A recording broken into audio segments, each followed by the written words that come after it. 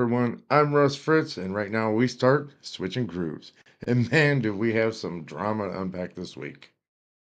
We've got a post-race DQ that stole a win, a Knoxville thriller decided by inches, and a driver who lost his ride after just 3 starts. Buckle up, because this is going to be a wild ride. So, the agony of Attica. Let's start at Attica Raceway Park, where Scotty Thiel did everything right on track Friday night, absolutely dominating all 30 laps of the 410A main. But here's where it gets wild. His victory was actually stripped in post-race tech, when officials actually found his top wing had a 2-inch wicker bill. So, why does this matter? Well, Attica used to allow 3-inch wickers in 2024, excuse me.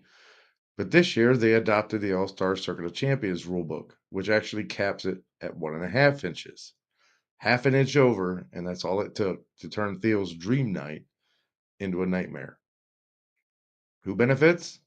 Devin Borden, who actually passed Scotty Thiel coming out of turn 2 just before a late race caution.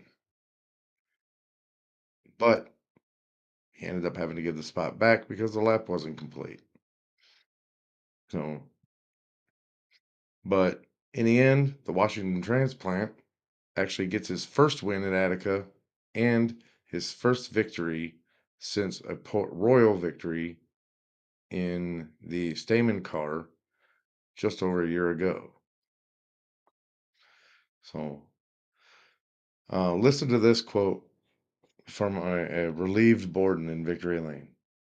I don't care how we won, but we'll take it. It feels so good to finally be on the horse track at Attica. Here's what stings. Thiel wasn't cheating. This was actually just a rules adjustment issue. Teams have scrambled this season with tracks and series changing specs, and Attica's switch clearly caught someone off guard. But the rules are the rules, and Borden's perseverance paid off after.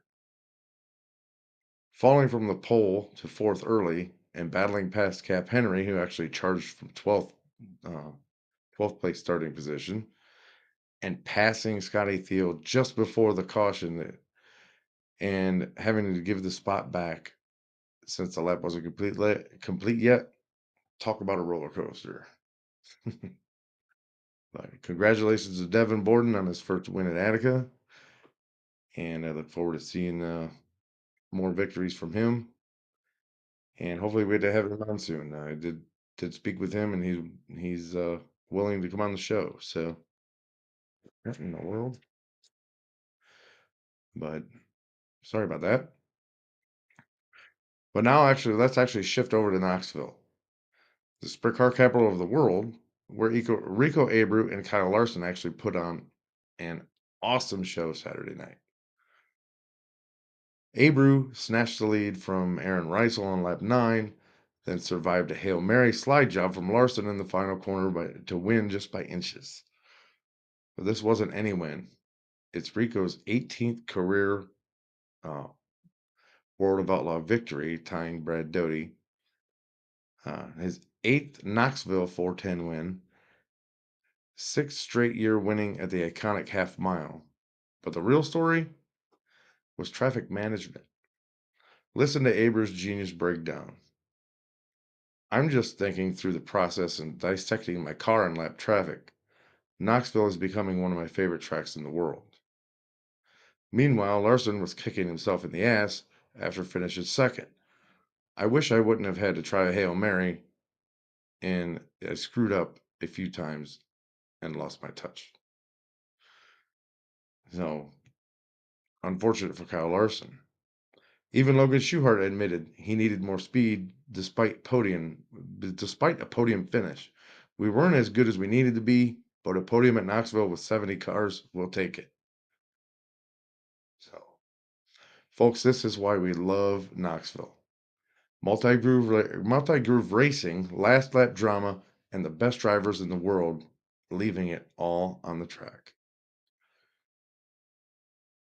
Shark Racing's shock decision, Cale Thomas out.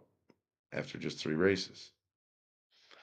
Now, for the toughest story of the week, Cale Thomas is already out of the Shark Racing 1A after just 3 races. Let's break down this whirlwind here. The good, the top 10 at Baps, a track he'd only seen twice, a heat race win at Williams Grove, and running 6th at both Grove and Lincoln before crashing at each track. The bad? Well, that terrifying Grove crash into the water barrels at the backstretch opening could have been disastrous. Huge shout out to Danny Dietrich for coming in and helping with the rescue. That was amazing to see. I know a lot of people don't like Danny, a lot of people do, but mad respect to you, Danny, for that. And I can't say enough about it, man. A mystery wreck at Lincoln that Flo didn't even catch. Imagine that. And the ugly. It gave up a full-time all-star ride to take this shot. Talk about a chance. Now, left with nothing but maybe his family's own number 91 car. Here's my hot take. 3 races? That's not a chance. That's a trap door.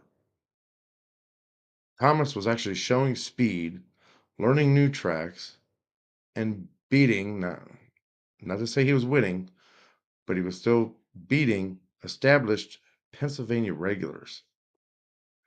The 2 wrecks, even while running top 6, was enough for Shark to pull the plug. Now they're scrambling, and in my opinion, Zeb Wise will likely be getting the call. So, my closing thoughts: 3 races, half an inch, last corner passes. This weekend actually proved that sprint car racing is unpredictable, unforgiving, and unmissable. What do you think? Was Shark Racing too harsh? Should Thiel's win have stood? Hit us up on social media and we'll read your takes and continue the conversation in the comments below.